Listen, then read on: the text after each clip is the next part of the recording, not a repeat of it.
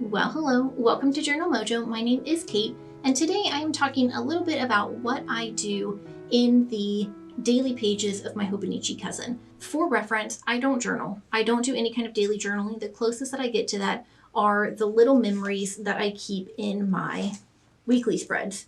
And so these are usually marked with a little heart or maybe like a little sticker or something like that that indicates that there is some sort of thought that is in here. I don't journal because I find that it puts me in a place where I am more likely to ruminate on really bad things. It puts me into a very bad mental state very quickly. I know for a lot of people, it's a great way to work through some of the thoughts and emotions and feelings that they have or things that they're dealing with.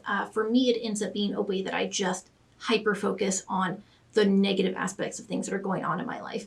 And it ends up just sort of creating this constant loop and narrative in my head of everything is terrible and everything is awful and I'm not happy about it. And so I find for me that daily journaling is actually more harmful than it is helpful. And it took a while for me to come to that conclusion and sort of really fully flesh out how I felt about it, but I don't daily journal for that reason. What I do in my daily pages is something more like commonplacing, what's called, keeping a commonplace book or the act of commonplacing. And I didn't actually know that this had a name until fairly recently. And we're really going to dive into like what a commonplace book is and how to do it and the different things that you can keep in it. But basically the way that I use my daily pages is that I use it to keep track of my ideas or notes.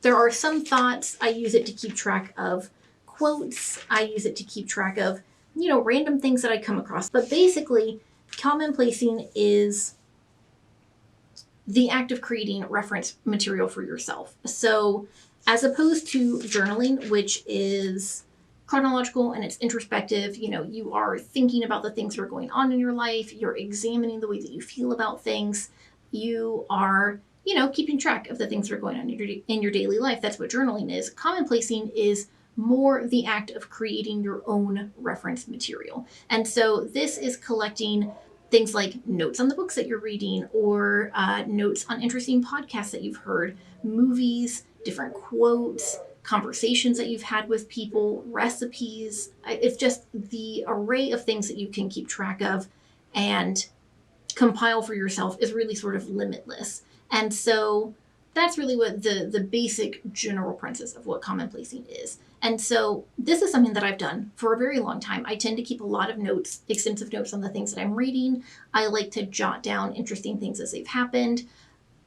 If I read like a super cool poem or I hear a really nifty song or I see a really lovely piece of artwork in some way that, moves me to some sort of emotion, then I like to jot down something about that. But it's not really a journal entry kind of thing. And so the biggest way that I ended up using this, and this is before I realized that it had a name, is when I was in my master's program for library science, I wrote a master's thesis. And so my master's thesis was on the representation of deaf and award-winning picture books between the US, Canada, England, and Australia. That was the first time that I had had to do extensive research on something and then formulate my own thoughts on it and make everything a coherent argument for the point that I was trying to make.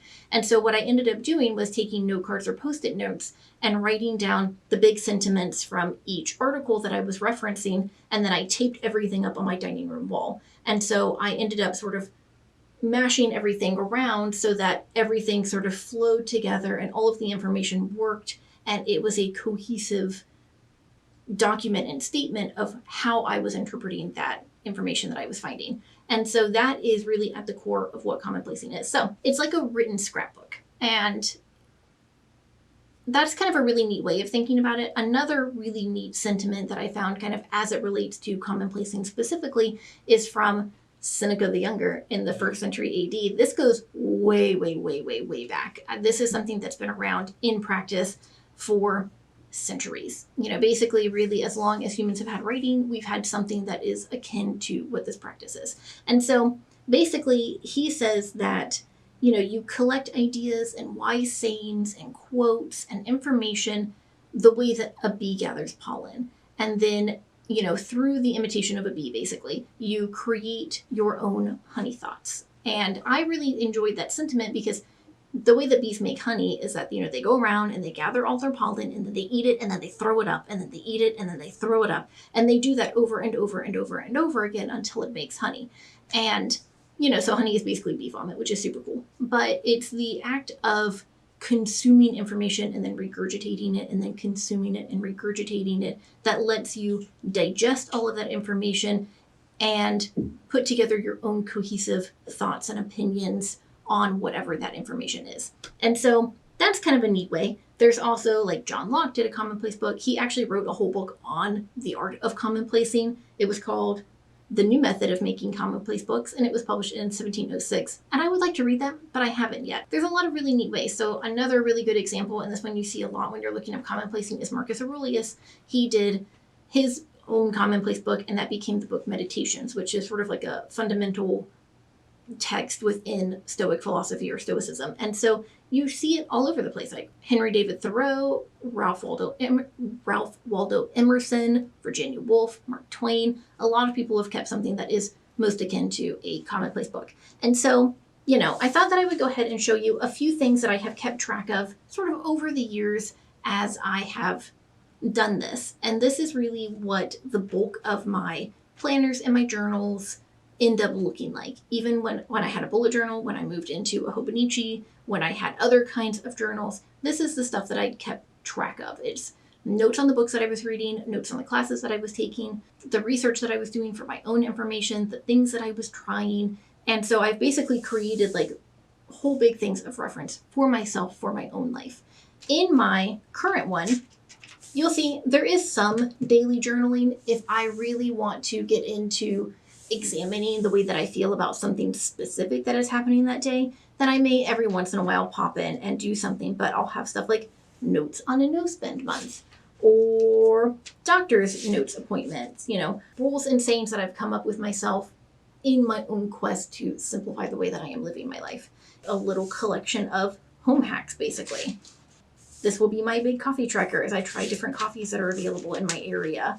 I had some notes on what commonplacing is, business meeting notes, book notes. This is an excerpt of the Song of Songs, and I heard this on a podcast called Interesting People Reading Poetry, which I love. It is a fabulous podcast, and this one really stuck with me. And so I went and I found like the specific excerpt that he reads on it, and I wrote it down, just so that like I have it for myself, because it's something where it pops into my head pretty frequently, over and over and over again. In the past, I've kept notes on, like I did the Financial Peace University through an employer. And so I've got, notes on all of the different lessons and financial notes and basically stuff like that, so that I can go back and reference that. More notes on books that I've read. So this was notes on A Monk's Guide to a Clean House and Mind.